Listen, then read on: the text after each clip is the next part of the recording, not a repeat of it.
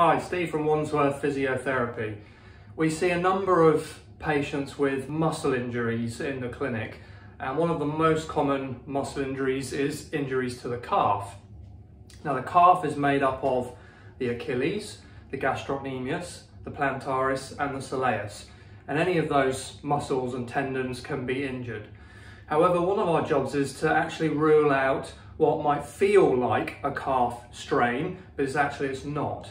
And this is particularly in runners, but not exclusively, but people that feel this recurrent tightness in the calf or these recurrent small strains in the calf that stop them from running for a few days. There's never a real true mechanism of injury and there's never any bruising.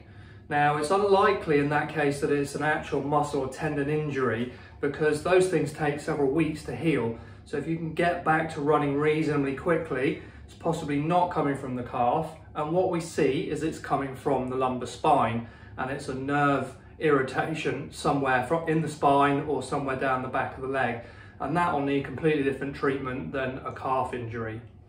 Now, when we come on to calf injuries, perhaps the most concerning is an Achilles rupture.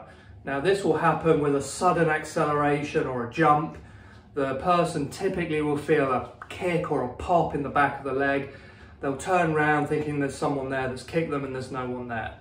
Now, sometimes people can walk around on this injury, or they can hobble around at least, and they don't know what they've truly done. If you come to see us at the clinic here, we can assess the Achilles and we can also ultrasound scan to see if it's a true Achilles rupture. And if it is, it's a bit more of an emergency and we'd send you off to A&E. You need to be put into a boot with wedges so that your foot is pointing down, so that the two tendon stumps can come together.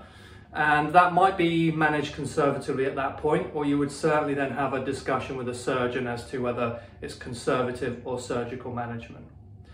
Now, the next common injuries in the calf is a gastrocnemius tear or a plantaris rupture.